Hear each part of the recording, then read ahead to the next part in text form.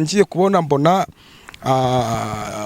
umuyobozi umwe yarari mu ndege arimo aragenda, mbona hari akagambane kabaye, mbona ari mu ndege, mbona ararashwe. Mbonye arashwe b'umuhanzi, uyu muhanzi ni umuhanzi uririmba indirimbo nziza cyane, arakunzwe, ariko nagiye kubona mbona mu magare mu magare, mbona yari amagare menshi cyane, ariko natangajwe no kubona mu magare yaje imbere igare ryiwe ryari rihari. Ubwo nimvuga igare nta kindi sobanuye, ni urupfu. Ni urupfu ni urupfu rumuriho rurimo ruramugendaho, kuko nataba amaso ni ukuri uku kwezi kwa 12 ntago kuri bumusiga amahoro. Uyu muhanzi ni ukuba amaso ndetse n'abakunzi be mukamusengera, hanyuma uyu Imana wo mu gihugu cyo mu ijuru igakomeza kuza kubana namwe. Uyu muntu mu musengere, uyu muhanzi nta wundi bamwita Bruce Melody.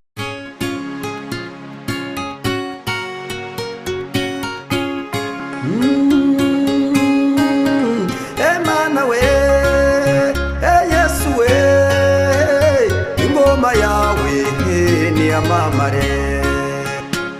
Reka tubasuhuze kandi tubifuriza amahoro y'Imana aho muherereye hose, abari mu gihugu cy'u Rwanda n'abari hanze yacyo, mwese mugubwe neza kandi mugubwe neza cyane. Uyu ni Prophete Emmanuel. Reka ngusabe kugira ngo usuhuze abakunzi bacu.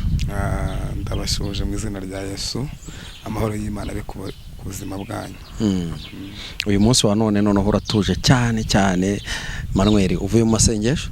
N'ubundi amasengesho nari nyarimo, ndi mu masengesho y'iminsi 3.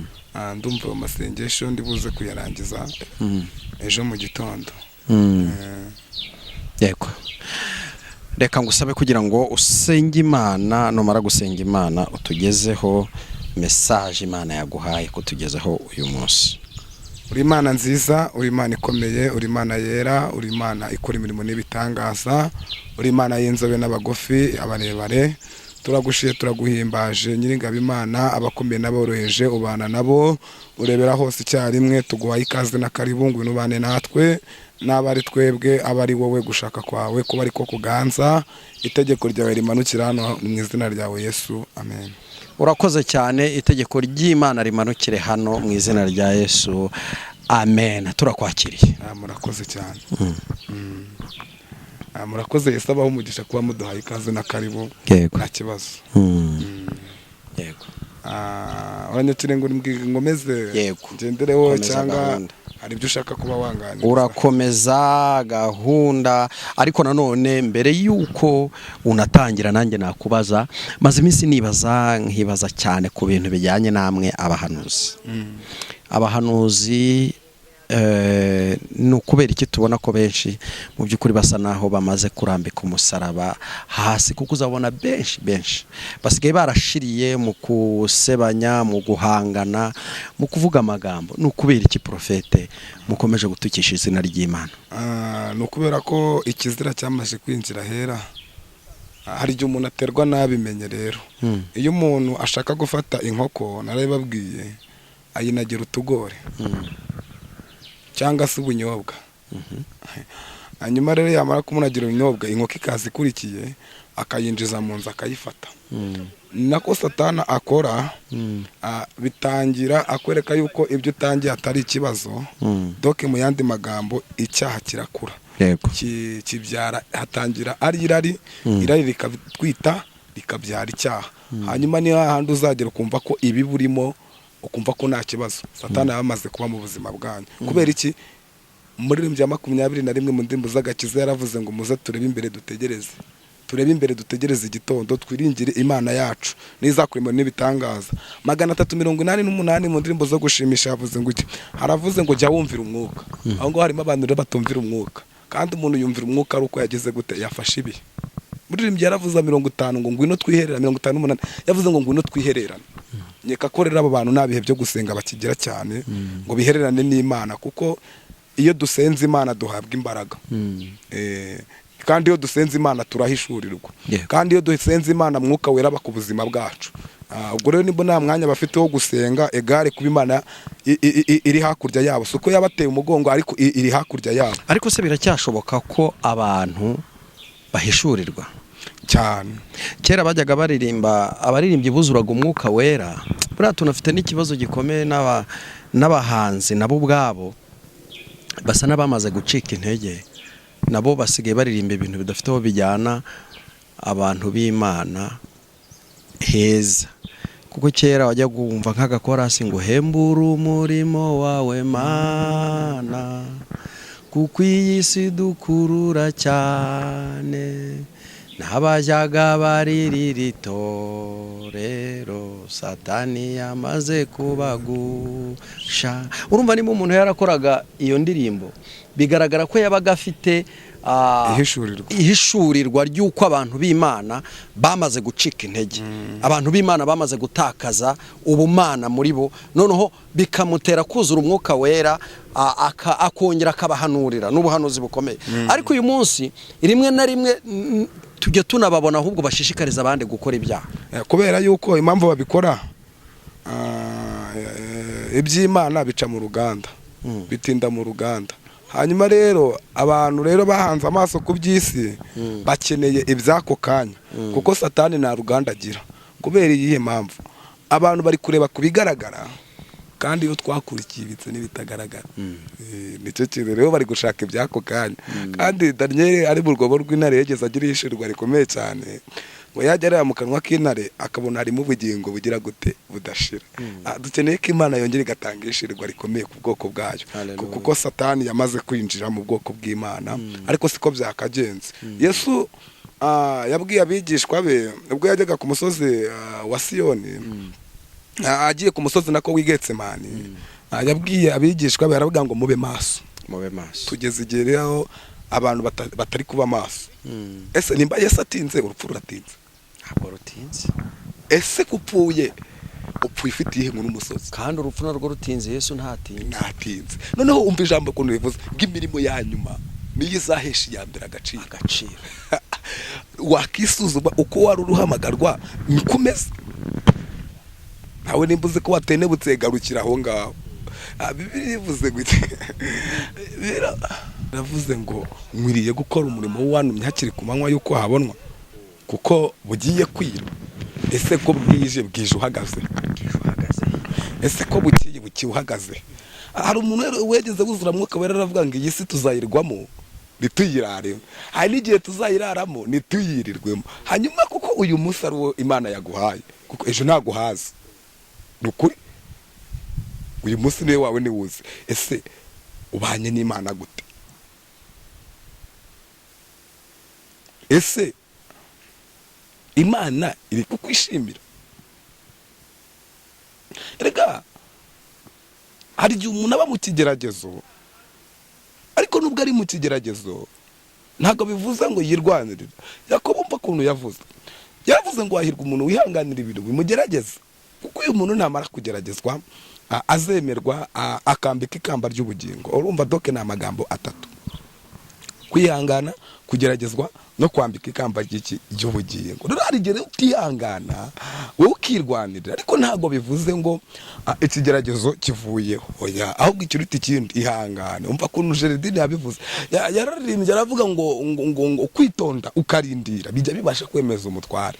Ariko Jeredine, Imana iguha umugisha, kwitonda ukarindira bijya bibasha kwemeza umutware. Kwitonda ni igihe utazakangwa n'ibihe, ni igihe iminsi izakugera ukihangana, ni igihe ibihe bizakugera ukihangana, ni igihe izasonza ukihangana ukabyereka Imana. Kubera iki? Iryo shuri uri kwiga rizwi nawe n'Imana, ariko ntabwo Imana yagutereranye. Ni ukuri Imana muri kumwe mu buzima bwawe uri kugenda ucamo. Ihangane. Dawidi yaravuze ngo hari igihe kubasha kurarira umuntu bwacya mu gitondo impundu zikavuga. Bishatse kuvuga ngo iki? Hanyuma urugamba urimo, ni ukuri impande y'urwo rugamba hari igisubizo cyawe, ahubwo icyo usabwa ni ukuba maso, ukabahoza ibyawe Satani yanyaze. Uko bwije nuko bukeye Satani azamura ibirego. Ni ukuri Satani azamura ibirego na minota 5 ishobora gushira Satani atarajya kukurega imbere y'Imana. Ariko kubera yuko ariko Imana ikabyemera kugeragezwa, ariko ujye uhagacira ko kuvuga ngo nubwo ngeragezwa ubugingo bwanjye buracyahagaze, buracyarinze. Ariko uko utazi umunsi n'isaha umukwe azaza gutwaraho umugeni we, niko ugomba gukiranuka. Doke mu yandi magambo, uko utazi uko umucyo ubaho, ntumenye ko umwijima ubaho, ni nako wakagombye gutunganira imbere y'Imana. uriya muririmbyi w'107 yararirimbye aravuga ngo ngende umukristo nzahura ndiwe. uriya Muyezidikiyeni, uriya mukobwa yararirimbye aravuga ngo ngende umukristo. ukwiriye kuba umukristo nkawe, ukaba umukristo uhamije mu mutima wawe, ndetse ubana n'Imana ku buryo Imana izajya yirahira ku buzima bwawe. hari urwego Imana igeraho ikavuga pe, ariko hari n'urwego igeraho ikirahira. uraza gusanga Imana ibwiye Abisirayeli amagambo akomeye itumye kuri Mose, iravuga ngo ngiye kubavana muri Egiputa mbazane i Kanani. ivuga ijambo rikomeye ngo nzabana namwe, nzagendana namwe, nzabakorera ibikomeye, ariko simuzibagirwe. nyuma hari abantu Imana yahaye amasezerano igerekaho amagambo avuga ngo nimuzibagirwe, ariko igitangaje bamwe muribagiwe. nimukiyiriza, mbere mwariyirizaga. nimukigira umutima w'urukundo ngo mufashe, mbere mwarafashaga. nimugisura abarwayi, kandi mbere mwarabasuraga. mbese nimugifashe imfubyi, mbere mwarazifashaga. kandi urabizi ko Imana yaguhaye isezerano kugira ngo izakugirira neza. mu by'ukuri Imana yacu ntabwo ibeshya, niko Balamu yabwiye Baraki, irarisohoza. ariko niko yageretseho ijambo rivuga ngo ntuzibagirwe, ariko waribagiwe. Satani yaguteje kwibagirwa. reka mubwire, Satani nakwereka ko hari nta kintu Imana yakoze, uzamutsindishe ko hari ibyo Imana yakoze. iramubwira ngo genda ubabwire ngo ariko ntibazibagirwe. mu by'ukuri bageze gute? Baribagiwe.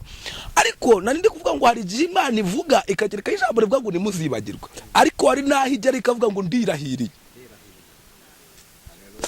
kugira ngo buriya Imana yirahire ni ukuba wakoze ikintu kiyikora ku mutima ubwayo, hanyuma nayo ubwayo kwihimbaza, kuko Imana ntabwo yihimbaza, ihimbazwa nayo. hanyuma nayo ubwayo kwiyumanganya bikayinanira, igahita ivuga ngo nta kintu nakora, ahubwo ndirahiriye. reka mbahe ingero z'abagabo babiri Imana yirahiriyeho dusanga muri Bibiliya. reka tujye mu Itangiriro ibice 22:15. havuze ngo iki? haravuze ngo nuko Imana yohereza marayika w'Uwiteka, aramanuka asanga Aburahamu igihe yari agiye gutanga Isaka. harabwira ngo sigaho Aburahamu. Uwiteka arambwiye ngo arirahiriye. indahiro. Aburahamu akoze ikintu gikoze ku mutima w'Imana. ikintu cya mbere Aburahamu akoze, afashe Isaka nk'umwana w'isezerano, ageze kumubona afite imyaka 999. Aburahamu ikindi kintu yakoze, ahagurutse iwabo mu bisekuruza by'iwabo kwa Teri, agiye yumva ijwi ry'Imana ataza ahagiye. icyo cyo nuko Imana ibwiye ngo haguruka agenda, nzagendana nawe. hanyuma uyu Aburahamu ari mu nzira yikoreye ibiryamirwa, byanga byakunda yahuye n'abantu. icya kabiri yaciye mu masoko.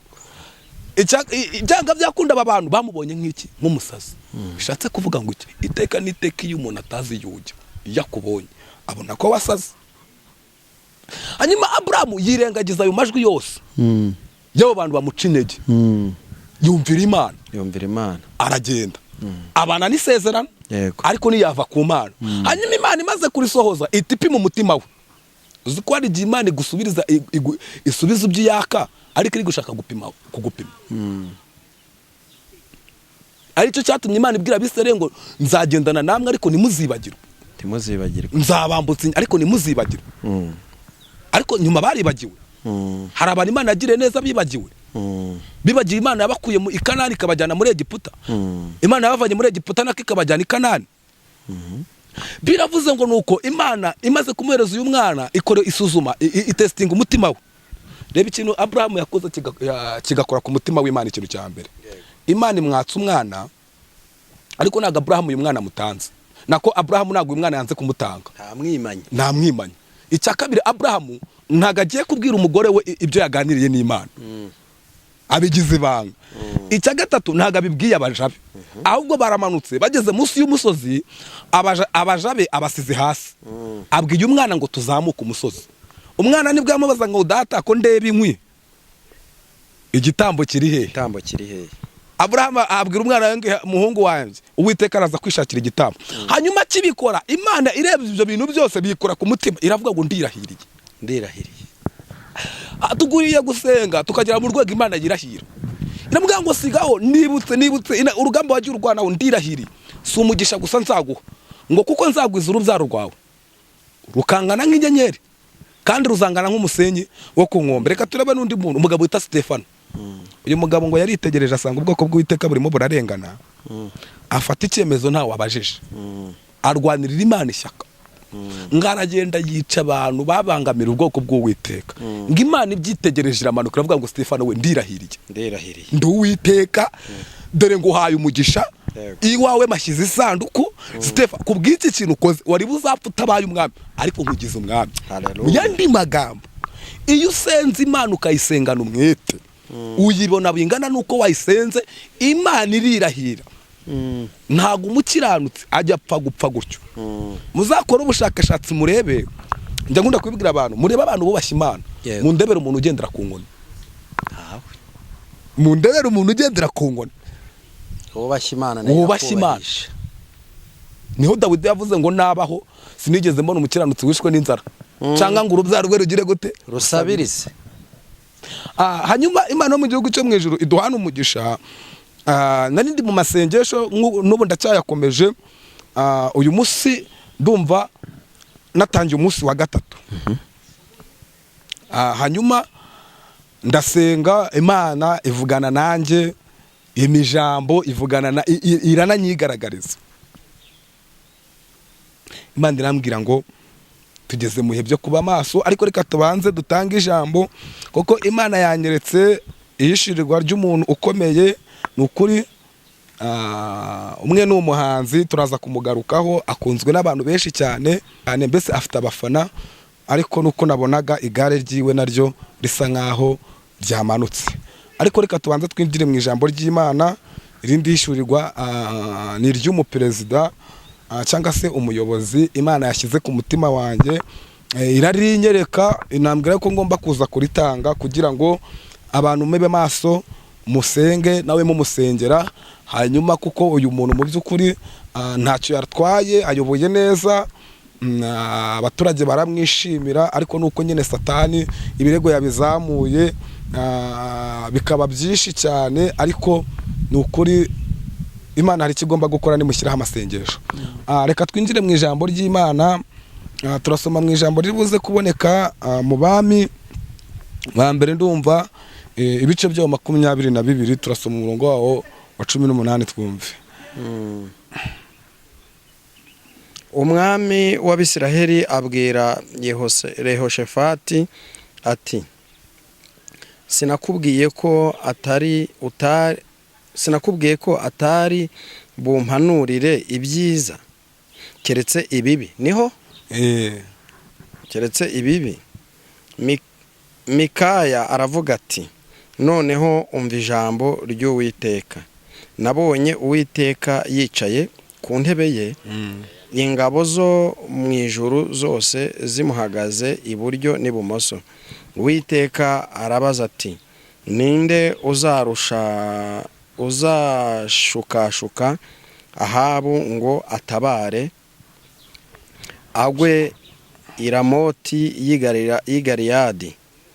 Umwe avuga ibye, undi avuga ibye. Nyuma haza umwuka ahagarara imbere y'Uwiteka, aravuga ati, ninjye uzamushukashuka. Uwiteka aramubaza ati, uzamushukashuka te? Nawe ati, nzagenda mpinduke umwuka w'ibinyoma mu kanwa k'abahanuzi be bose. Nawe aramusubiza ati, nuko uzamushukashuke kandi uzabishobore. Genda ugire utyo. Nkomeze. Imana iguha umugisha, ntacyo byaba bitwaye. Aho nagendereye n'ubundi wahasomye. Yego. Imana mu gihugu cyo mu ijuru ikumera umugisha. Amen. Hanyuma iki cyari igihe umwami Ahabu yari afitanye ubushuti n'umwami bita Yehoshafati. Hanyuma Israheli ni igihe yari yaranyazwe ubwami bumwe bita Iramoti Galeyadi. Hanyuma Yehoshafati Ahabu ahamagaye Yehoshafati amubwira ati n'ubundi dufitanye ubushuti kuko urabizi iyo ukeneye ubufasha ndabuguhereza, ariko nanjye uyu munsi nkukeneye ubufasha bwo kujya kuzungura Iramoti Galeyadi kuko twamaze kuyinyagwa. Ndagira ngo uze uduherekeze udutwize ingabo kandi nawe uzaze tujyane ku rugamba kuko nanjye urugamba iyo rubaye nzana ingabo zanjye kandi nanjye nkahaboneka. Yehoshafati aramubwira ati ariko mbere yuko tugenda reka tubanza twegenge Imana, tubanza tubaze amakuru ya runo rugendo uko ruzagenda, tutapfa guhaguruka Imana itabirimo bikatubera ikibazo. Niyo mpamvu mboneyeho kubwira abantu icyo uzajya ukora cyose jya ubanza ubwira Imana, ukiragize Imana, ukereka Imana mu nzira zawe zose, winginga Imana, uterete Imana, haba mu bikomeye no mu byoroheje, kuko nta rwego wagiramo Imana itagukura, nta rwego wagiramo naho Imana itagukura nta naho itakugeza. Icyakora cyo ushobora no kuba warazamutse Imana ikakumanura, ushobora no kuba umanutse uwari umanuye Imana ikakuzamura. Hanyuma biravuze ngo nuko muri ako kanya Ahabu arabyumva, ahamagara abahanuzi barenga 100 baraza. Biravuze ngo nuko baricara barasenga. Hanyuma bamaze gusenga ngo bose bakwiriguza inkuru nziza ivuga ngo umwami Ahabu na Yehoshafati bazatabaruka Iramoti Galeyadi. Bose bahanura ibyiza, baravuga ati ni ukuri twumvisha Imana ivuze ngo genda utere Iramoti Galeyadi uzatabaruka amahoro, Imana ikugabije umwanzi waho iguhaye itsinzi. Hanyuma nk'umwami Yehoshafati abyumvishe yumva harimo akantu, agira ikibazo, aravuga ati muri bano bahanuzi bose watuzaniye baje baduciye imbere, na wundi muntu usigaye, na wundi muhanuzi twabona wenyine umwe webyibura nawe twumva iki Imana wenda yaba yamubwiye ko numvisha abantu bose bavuze ko tuzatabaruka Iramoti Galeyadi, ariko dukeneye byibura undi muntu umwe. Mwami Ahabu ntawe wabuze. Ahabu aramubwira ati ariko hasigaye umuhungu umwe, tariko ikibazo cy'uyu muhungu akanwa ke karashaririye, nta byiza bibamo, we ahanura ibibi, we igihe cyose ambwira ibikomeye, nta munsi n'umwe arambwira ibyiza. We akubwira ibikomeye, akubwira uko abyumvisha, ahanura ibikomeye nabyoroheje agira mu kanwa ke. Umwami Yehoshafati aramubwira ati uwo ni we nkeneye, mubwire aze hanyuma tubone gutera urugamba. Biravuze ngo nuko bamutumizaho ku Mana. Dushimye Imana igifite abantu, Imana iracyafite abana bayikorera, kandi nawe Imana igukomereza intambwe, nanjye Yesu nkomereza intambwe kuko ndacyakeneye kumva ijambo ry'Imana. Biravuze ngo wita ko hari icyo azi ntacyo abaza, kandi duhore tumeze nk'abana batoya imbere y'Imana. Biravuze ngo nuko Mikayi baramuhamagaza, ubu igitangaje ngo bageze mu nzira baravuga ati rero Mikayi turakuzi, twese twavuze ko umwami Ahabu na Yehoshafati bazatsindira Iramoti Galeyadi, nawe ugereyo, nugerayo uvuge yuko bazatsinda. Mikayi ati ibyo nta kibazo ndabikora nk'uko mubimbwiye, ariko ibyo babivuze nk'abana b'abantu atari Imana ibivuze. Irinde kuvuga ngo Imana iravuze itavuze, ahubwo ujye uvuga Imana ari uko yavuze. Erega iki Imana ivuganye nawe ikikubwira ko yavuganye nawe, yihutira kuza kugisohoza. Yego. Biravuze ngo nuko Yehoshafati Mikayi arahagera. Umwami Ahabu aramubaza ati se Mika, neri Iramoti Galeyadi urabona nzatabaruka? Mikayi ati rwose Iramoti Galeyadi ndabona uzatabaruka. Umwami Ahabu ati ariko Mika, ngiye kukurahiza gatatu, nubisubiramo ndatera Mika nereramo Galeyadi rimwe Mika nereramo Galeyadi nzatabaruka. Akivuga bwa gatatu ngo nereramo Galeyadi Mika yaravuga ati ni ukuri ngiye kubona mbona mu ijuru inama irateranye, ngiye kubona mbona bashakisha uwaza gushyeshyenga yuko uzatabaruka iramote Galeyadi, mbona arabuze. Hanyuma hakimara kubura inama ikimara gusoza, mbona haje umwuka w'ikinyoma ugiye imbere y'Imana, ubwiye Imana ati nge ndamanuka nje mu bahanuzi nge ndembashyeshyengeke yuko uzatabaruka iramote Galeyadi. Numva Imana irambwe ngo ninkubwire ngo iramote Galeyadi ntabwo uzayitabarukamo. Umwami ahabyumvisha turumva kino kintu ati mugende muhamagara umukuru w'ingabo ati nanjye kukwemeza bagushyire muri kasha, nanjye ngiye guterera mote Galeyadi nzakwica maze gutsindira mote Galeyadi. Mikayeli nawe aravuga ati ni ukuri kwiyamamagaye, nuramukura utabarutsira mote Galeyadi nzaba nari umuhanuzi w'Uwiteka. Ngako kaje ariko bara umuntu wamuhisha ariko ntago wahisha amaso y'Imana. Ngako kanya Ahabu akora ikintu gikomeye, ahita afata imyenda yiwe ngahita yihinduranya n'umuja.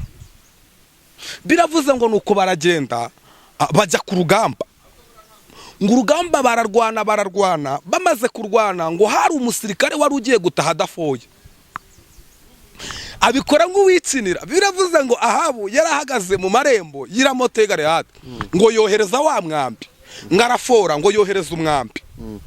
Akimara kohereza umwambi ngo umwambi waragiye, ngako kanya ngo uhita ukubitira mu rucumitiro rw'umwami Ahabu, ngako kanya ahita yikubita hasi. Hanyuma wibuka ko runo rupfu uyu mwami Ahabu yegeze aruhanurirwa n'umugabo witwa Eliya ubwo yaragiye kuzungura uruzabibu rwa Nabote. Aravuga ngo imbwa zarigatiye amaraso ya Nabote ni nayo yawe zagira gute zizayarigatira. Hanyuma ngako kanya wa mwambi ukimwikubitamo ngo yahise yikubita hasi, ngo igare riragenda neza ngo rihagarara ku mugezi, ngimbwa ziraza zirigata kuri ya maraso ya Nabote. Hanyuma nginkuru igera kuri Mikayeli ari muri gereza yuko umwami Ahabu adatabarutse iramote y'iki y'Galeyadi. Bishatse kuvuga ngo iki?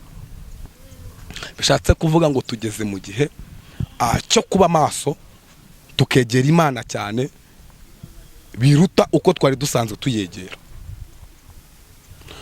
Niryo jambo Imana yarashyize ku mutima wanjye. Hanyuma nagiye kubona ndimo ndasenga, ngiye kubona mbona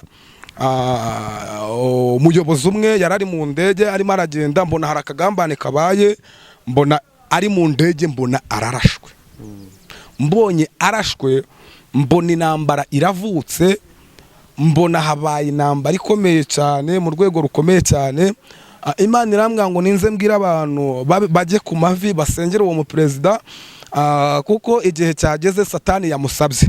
Satani yasabye icyo gihugu ayoboramo, ariko ntago ari iki cyacu. Batumva ko ari iki cyacu, ntago ari iki cyacu, ni ikindi gihugu kiri hakurya y'imera y'ibihugu duturanye. Numva ijwi ry'Imana rirambwiye ngo ndidusenge cyane, kuko cyane biriya bihugu Satani ari kubisaba cyane, usanga ari naho yatuye cyane. Rero babe maso basengera uyu muyobozi, kuko ntago ibintu biri butinde bigiye gusohora. Rero twese tujye ku mavi nk'ibyaremwe byose bihumeka umwuka bitegereje umwami Yesu. Wowe wambaye umubiri ukaba uva amaraso, ukaba uzi ko Imana ikora kandi ivuga, tube maso dusengere uyu muperezida wari ugiye kurasirwa mu ndege, kuko byari bigiye kuba intambara, byari bigiye kukura intambara mu rugo, agiye kuhamenekera. Ariko nituba maso tukegera tugasenga Imana, burya Imana igibasha no gukuraho ibyari byagaragaye, igibasha gukuraho urupfu rwamanutse. Kuko buri isengesho nicyo kintu kijya kigenda kigakora ku mutima w'Imana, kikabwira Imana ikibazo ugisenganye agize, Imana ikaza gukuraho icyo kintu cyangwa se ikaza gukora icyo kintu. Hanyuma uyu muntu mu musengere, ndabizi muri komatiri muraza kujyamo muvuga ngo mbese ngo ni muntu ki, ngo ninde ngo kutamuvuze. Mu by'ukuri uyu muntu mwimbaza ngo ninde, mwimbaza izina ryiwe, icy'ingenzi nuko ahari. Hanyuma Imana imaze kumereza iryo hishurirwa, nakomeje ndasenga, hanyuma maze gusenga kuko ndimo mu masengesho ntago nge ndi kuryama, niyemeje kuzajya nyakora paka nyashoje kuko ndi mu bihe ndi gusenga ijambo niragiza uku kwezi kwa 11 kuko nababwiye ko kuno kwezi kwa 11 nako kurimo intambara, neganye no kuzajya mu kwezi kwa 12 ko kurimo intambara nyinshi cyane, umuntu agomba kuba maso. Aya masengesho rero niyo ndimo ndasenga nikonegita n'ukwezi kwa mbere ngira ngo Imana ize igire ibintu hengamura bimaze iminsi bihengama. Niryo jambo nari ndimo ndasengera muri kuvuga ngo ndabohoza ibyanjye Satani yageze gute yanyaze. Hanyuma rero ubwo Imana itinyereka irindishirwa irambwa ngo ninze mbwire abakunzi b'umuhanzi. Uyu muhanzi n'umuhanzi uririmba indirimbo nziza cyane, arakunzwe, ariko nagiye kubona mbona mu magare mu magare mbona yari amagare menshi cyane, ariko natangajwe no kubona mu magare yaje imbere igare ryiwe ryari rihari. Ubwo nimvuga igare nta kindi sobanuye, ni urupfu. Ni urupfu n'urupfu rumuriho rurimo ruramugendaho, kuko nataba amaso n'ukuri uku kwezi kwa 12 ntago kuri bumusiga amahoro. Uyu muhanzi nukuba amaso ndetse n'abakunze mukamusengera, hanyuma uyu Imana yo mu gihugu cyo mu ijuru igakomeza kuza kubana namwe. Uyu muntu mu musengere, uyu muhanzi nta wundi bamwita Bruce Melody kuko nabonye Satani yamusabye. Umuhanzi Bruce Melody nanjye ndamukunda kandi nkunda ibihangano byiwe, sinzi wenda Imana yabinyeretse kugira ngo nkomeze musengere, ariko namwe dufatikanye tumusengere kuko nabonaga ku kwezi kwa 12 rwose urupfu rwaro rumuriho yaragiye gupfa, ariko nituba amaso Imana hari ibyo iri buze guhindura. Urakoze cyane ku butumwa utanze. Ntabwo iyo umuntu avuze ko ari Imana yamubwiye ntabwo njyanirwa mbitindaho cyangwa ngo ngeho kubikiritika, ahubwo mpita nkubwira ngo tambutsa nimero ya telefone kugira ngo uwakenera ubundi busobanuro abe yakwibariza, cyangwa uwakenera gusengerwa abe yaguhamagara. Nomero yanjye ni 078 30 62 21 0 078 30 62 21 0. Karibu nisengesho. Turagushimye turaguhimbaje ko abanye natwe, watangiranye natwe ukabuje gusozanya natwe, urukuzubane natwe, ucecekesha amajwi yose adaturutse iwawe, kandi Mana uzusi bifanyisha cyane, ukora ibikomeye, ugabanya umubare w'abarimbuka, wongera umubare wakizwa, abarwayi bakure kwa muganga, kandi izina ryawe rihabwe icyubahiro, utabara ubwoko bwawe, urengera intore zawe, kandi mu ngeri mwiza urema amashimwe, ni mu izina ryawe Yesu, amen. Urakoze cyane wabanye natwe. Nimutarakora subscribe, ukora subscribe, share ndetse na comment. Shalom.